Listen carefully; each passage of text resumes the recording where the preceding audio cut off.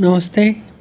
क्या sting operation निजता पर प्रहार है? Is sting operation in version of privacy? क्या स्टिंग ऑपरेशन निजता पर प्रहार है? जैसे विषय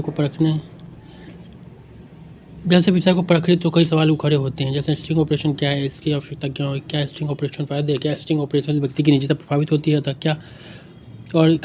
क्या सही मायनों में स्टिंग ऑपरेशन इंसान की एकांतता के अधिकार, उसकी निजता के हक पर कुठाराघात है? इन प्रश्नों के उत्तर न सिर्फ स्टिंग ऑपरेशन की वैधता, अवैधता और निजता की स्थापना से जुड़े हैं, बल्कि यह वैश्वीकरण, उदारीकरण के दौर में मीडिया की सीमा और इंसानी पहचान की गरिमा से भी जुड़ी हुई है। स्टिंग 1930 के अमेरिकन स्लैंग से मिलकर आया शब्द है।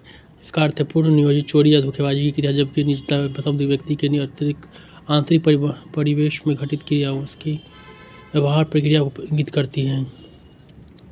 जहाँ स्टिंग में चोरी, छिपे या धोखे छल से काम करने का अंदाज रहता है, वहीं निजता में व्यक्ति के अंतर्मन की उन्मुख व्यक्ति का भाव रहता है। स्टिंग और निजता दोनों में गोपनीयता का प्रमुख स्थान है, लेकिन क्या स्टिंग ऑपरेशन और गोपनीयता को उद्घाटित करना चाहता है? क्या वही निजता अपने गोपनीय रहस्यों को बरकरार रखना चाहती है? इसलिए स्टिंग ऑपरेशन और निजता में सांप नेवले का बैर है। दूसरी तरफ यह भी सच है कि स्टिंग ऑपरेशन की नैतिकता को बरकरार रखते हुए एक दबाव समूह का काम करता है, जबकि निजता का अधिकार व्यक्ति की गरिमा को सर्वोच्चता प्रदान करता है तथा मानव अधिकार को पूर्णता देता है। यथार्थतः स्टिंग ऑपरेशन और निजता में विरोधाभास। स्टिंग ऑपरेशन का सर्वप्रथम उपयोग 1970 के दशक में अमेरिकन जांच एजेंसी FBI द्वारा किया गया, जिसमें नशा व्यापार, विदेश व्यापार, रिश्वतखोरी, मुनाफाखोरी आदि में संलिप्त अपराधियों को नकली ग्राहक बनकर गुप्त ऑपरेशन के जरिए पकड़ा गया।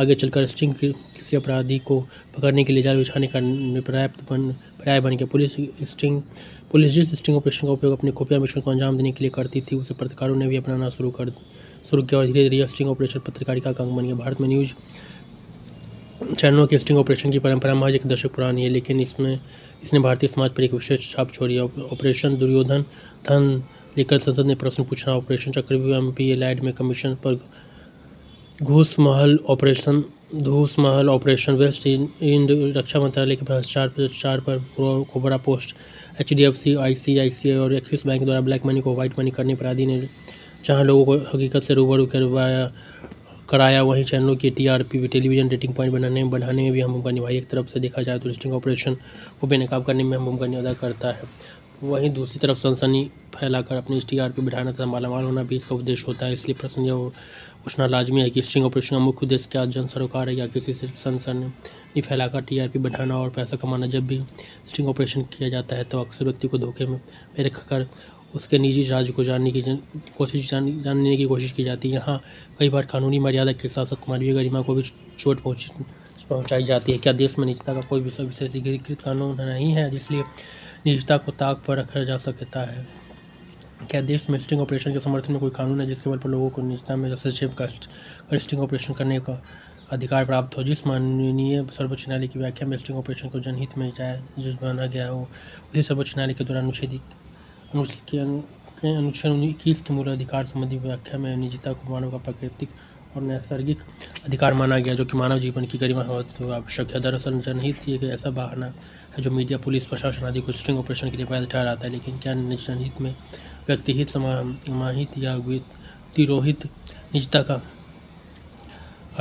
अर्थ है कि किसी व्यक्ति का यह तय करने का उचित अधिकार है कि किस हद तक दूसरों के साथ अपने आप को साझा करेगा। किसी को हक है कि वह स्वयं को वो सबसे अलग कर ले तथा किसी को उसकी निजी जिंदगी में ताक झांकने करने का अधिकार न हो। दूसरी तरफ पत्रकारों के पास सूचना एकत्र करने का अधिकार है, इसलिए सूचना का अधिकार और निजता के अधिकार में अंतर विरोध उभरता है।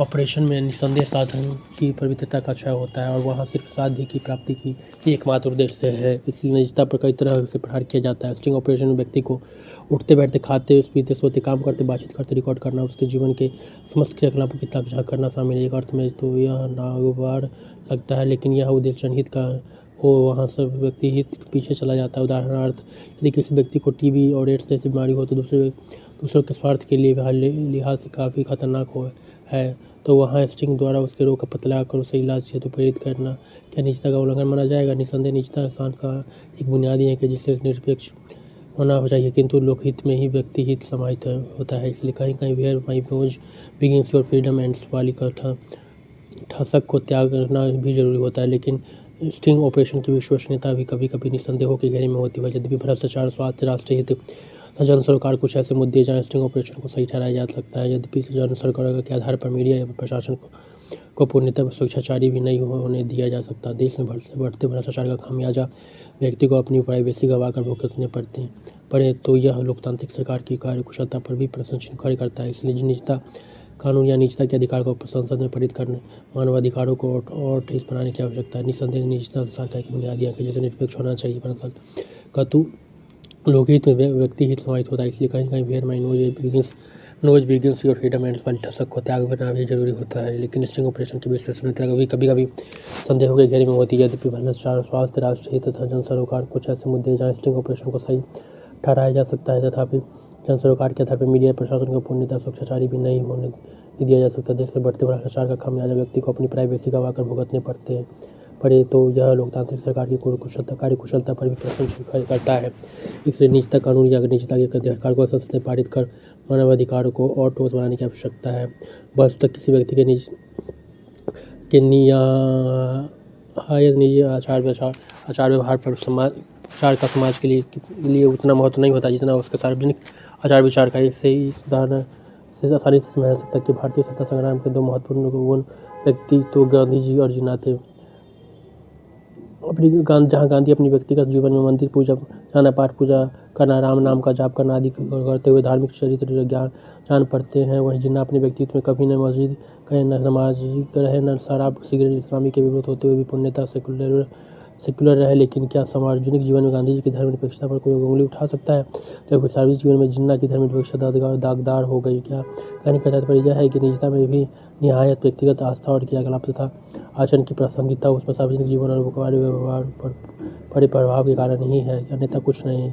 इससे स्टिंग ऑपरेशन भी व्यक्ति की निजता के सार्वजनिक परिप्रेक्ष्य में अपेक्ष करता है, जो कि निजता के सार्वभौमिकरण के साथ यहाँ कभी-कभी सोचने का अधिकार कानून को लोगों के बैंक खातों का हिसाब मांगकर उसके निजता भंग करता है तथा सोशल मीडिया भी व्यक्ति की निजता में हस्तक्षेप करता है। इस प्रकार निजता पर प्रहार कई तरह से जारी है, जिसमें स्टिंग ऑपरेशन की भूमिका उल्लेखनीय है। इस प्रकार कहा जा सकता है कि स्टिंग ऑपरेशन की निजता पर प्रहार जारी है, जो कि असंगत है। स्पष्ट निजता कानून के अभाव में कई बार स्टिंग ऑपरेशन मानवीय गरिमा को भी ताक पर रख देते हैं। इसलिए स्पष्ट निजता कानून प्राइवेसी लॉ की तत्काल आवश्यकता है। साथ ही जनहित और जन सरोकार की स्पष्टता भी जरूरी, ताकि इसकी आड़ में मीडिया नियमन को भूलकर स्वेच्छाचारी न बन जाए।